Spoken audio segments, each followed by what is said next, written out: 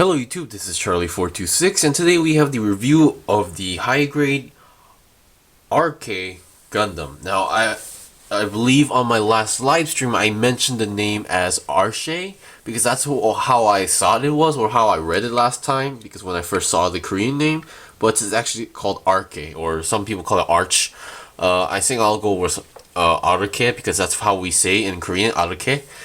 So yeah, this was a scene in Season 2, and as you can see, they've done some improvements compared to the other old Gundam Throne line HGs. Now, what they improved was the articulation, but otherwise, everything else, it's a bit sticker heavy, and the color, it's a bit brighter than we saw in the anime. It's pretty lighter than you think. This should be darker, a more darker red. That's what my personal opinion is. Okay, so let's go on to the review. Now, first of all, as you can see, it's on an action base. Now, technically, this can stand on its own, but only on a certain position. It's kind of back heavy, and the way how the feet are, yeah, these high-heeled feet, which I'm not a big fan of, I am going to put it on an action base. So, anyway, this was not really seen on the ground as well that often. Okay, so, first of all, what you get is, of course, the Gundam itself. You get a GN shield, which is a pretty interesting color scheme. You get two beam saber effects. However, you get two of them, but they do not come in this color. I colored these by myself. Now, these come in entirely clear, so that's a big problem. Well, at least they gave two beam saber effects, unlike the other three old Gundam Throne lines, because they came in with two beam saber hilts but no beam saber effects, so that's definitely an improvement. You get a handle for the... oh wait, never mind, actually, wait, where'd it go? Oh, there it is. You get a GM Buster Sword, a bit of improvement. As you can see, I colored some other parts, even I colored some part of the kit as well. I will get into that part where I colored it, okay? The GM Buster Sword as well. I think it got a little bit bigger or longer. You get a handle, another additional handle for that sword. A escape pod looking thing. I'll get into this later. Some extra polycaps. I think you only get 2 left. So that's that. And the big sticker sheet. Yeah, they improved the articulation but did not improve the color separation. Now, as you can see, I did not use any of the white stickers. I will explain what I did to those parts as well. So let's get on to the review. Let me get all the stuff cleared up, and let's start. Now, once again, they did, before I actually start, I'll just show a comparison. Now, this is the Arche Gundam, and here is its predecessor. I think this was the Gundam Throne's Way. As you can see, it has some similar, the format is similar, but they changed like entirely differently. Much more longer, bigger, skinnier, and more efficient to my personal opinion, okay? Even the sword got, yeah, here's the sword, the original sword, and let's actually compare it. Yeah, it got way longer. So yeah, I just wanted to show that off, so goodbye. And let's get on to the review. Okay, let's start with the head. Now, the head, here's the problem. Once again, this kit is just too red, okay? This is just too red.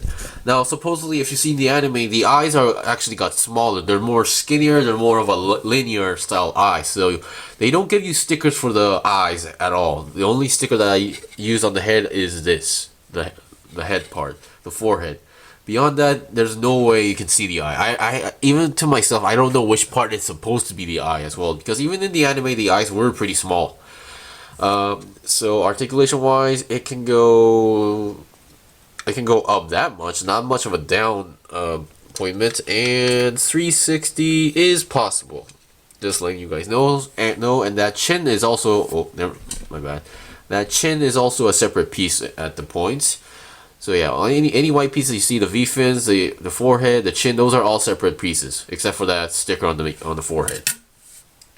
Okay, we saw the head. Now let's get into the body. Now the main body, it's pretty much the same, except for like they took out these parts. These are not onto the body anymore. I'll explain later. But the way how they attach the main body and the waist is pretty much the same. Just one single ball joint. Yeah, I think they actually used a ball joint this time. the same purple sticker, and on top of it is a clear piece as well. And let's see, actually, let me check. The body can go 360, I think, but of course it's technically possible, but you need to take care of these parts. Let me zoom out. As you can see, there's a back wing on the back, and then the wing kind of clashes in. So in order to do this, you need to take off the wing, but technically it is 360 possible.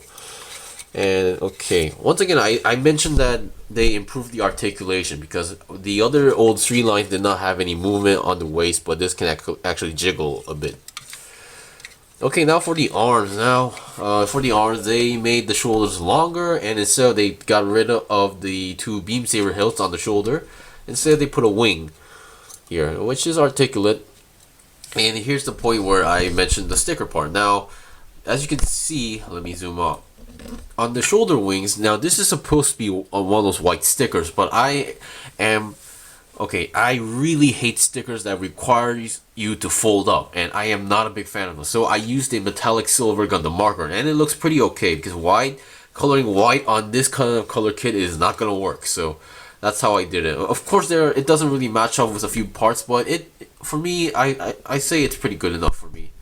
Ever since my GM Cold Districts type, I started to like color more often with Gundam markers, but I am going to get into painting soon, so hopefully I will have more confidence when I start my Dom Federation project. Hint hint, spoilers. Okay, let's get with the arms. Now, as you can see, the arms, they got longer and skinnier, that I will admit. So I had problems taking pictures with doing certain poses. Now the articulation has been really increased a lot. Now back then, man, this is difficult. Back then, these parts did not move. These parts were just one single piece, so you could not move. But this time, you can actually move. So that is a very big, helpful articulation as well. Of course, it's still the way how the arm connects is still on a peg. The main shoulder is connected to a peg, so not a ball joint. So anyway, 360 is possible. And bending the arm, let's see, actually I haven't tested it out yet, but as you can see, the arm is very long, very long. I don't think there's much kits or Gundams that have these kind of long arms. Okay, technically it's sort of a double joint, but because of the design, this is all as far as you go. And the hands are connected to a typical, whatchamacallit, ball jointed hand. You only get 2 hands for the weapons only, and there's these small holes here, which I will explain later for the accessories. Now, before going to the waist and legs, I will go to the backpack. Now, as you can see, there's this backpack looking thing, and if you look at the instruction manual, it's a core fighter. Yeah, I will explain how the core fighter works later, but yeah, it's just a single jet looking thing stuck on the back.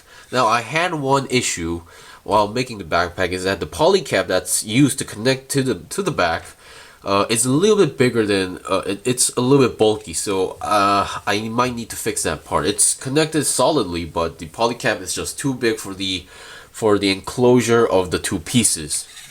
I will explain later, but yeah, that's how it is. There's no articulation, but what you can do, I'll explain it on the Core Fighter gimmicks. It's not a big major thing. Now for the legs, one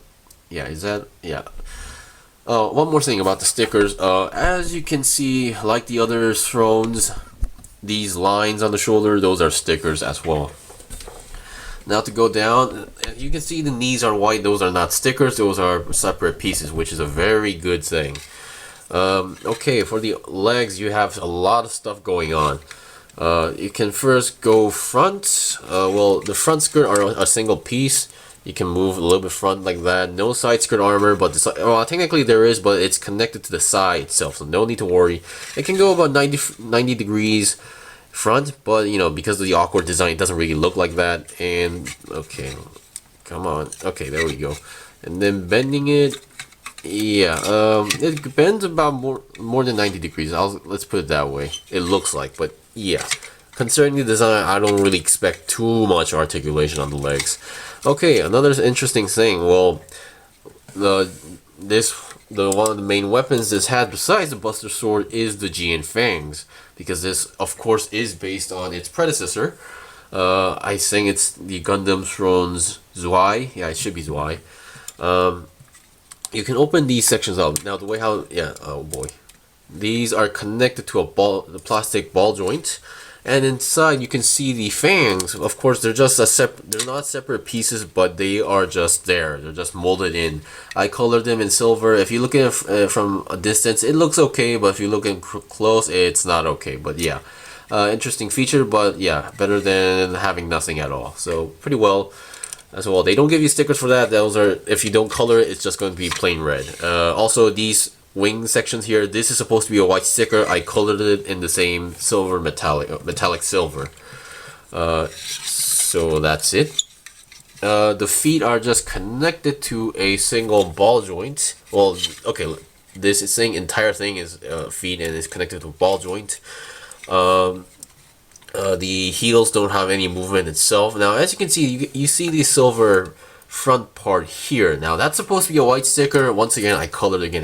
And there's a small hole here. What you can do is get the beam saber effect and then put it in. Because in the anime or even in games, this Gundam uses these beam sabers a lot than you think. So yeah, it's a pretty good effect. I really like how they pulled it off. Okay, now to explain is accessories. Now, I think I will go with one of the main gimmicks or the main weapons. Now, the GM Buster Sword. Okay, first of all, when you build this, you can see these parts are gold. I colored them in a gold Gundam marker.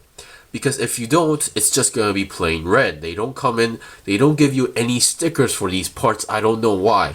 The main problem with the Gundam Throne line is that they still require you to color a lot. They don't give you all the stickers.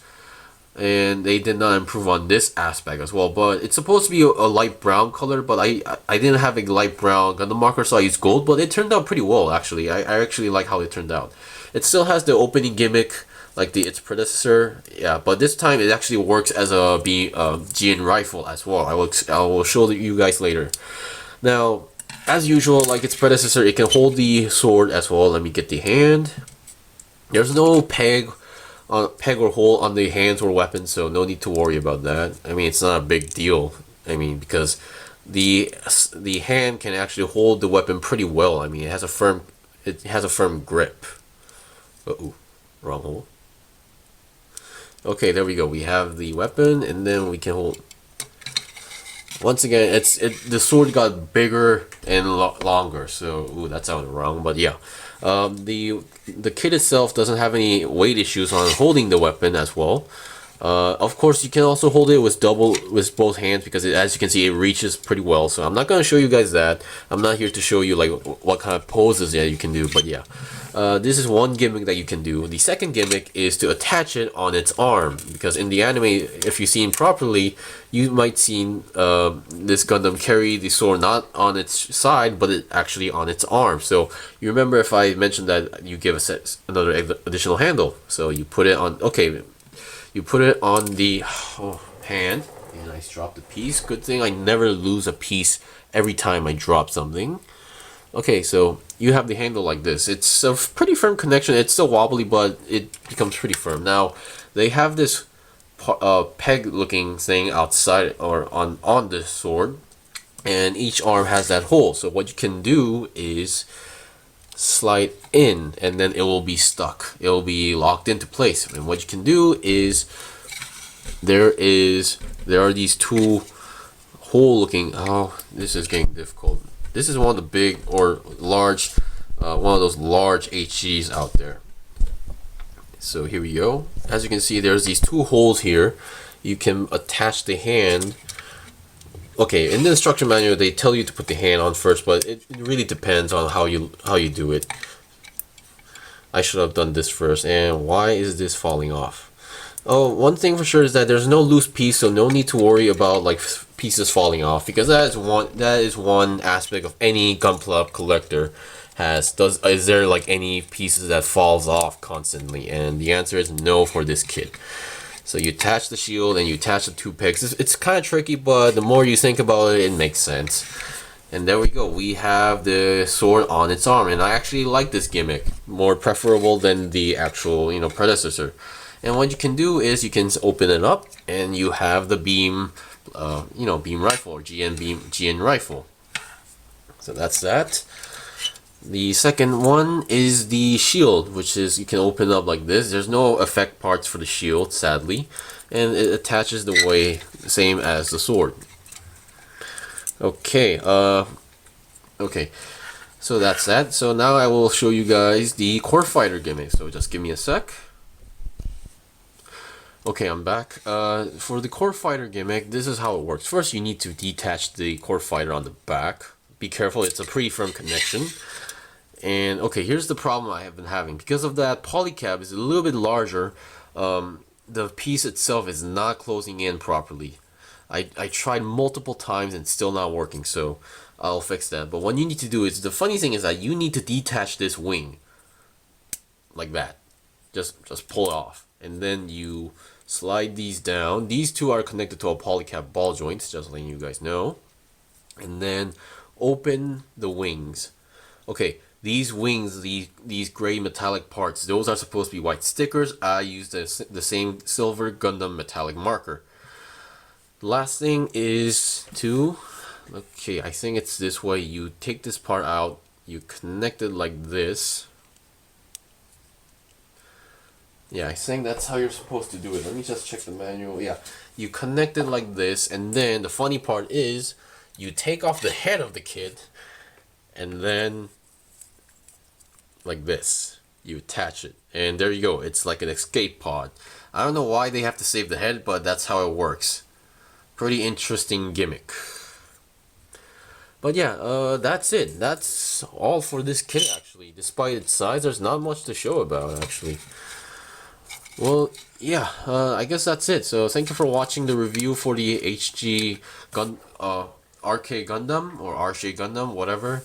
Hope you enjoyed the review. I recommend this kit for mostly anybody. Actually, I would rather get one of these instead of the 3 Gundam Throne lines, actually, because they really improve the articulation and, of course, the size as well. I prefer big and bulky kits.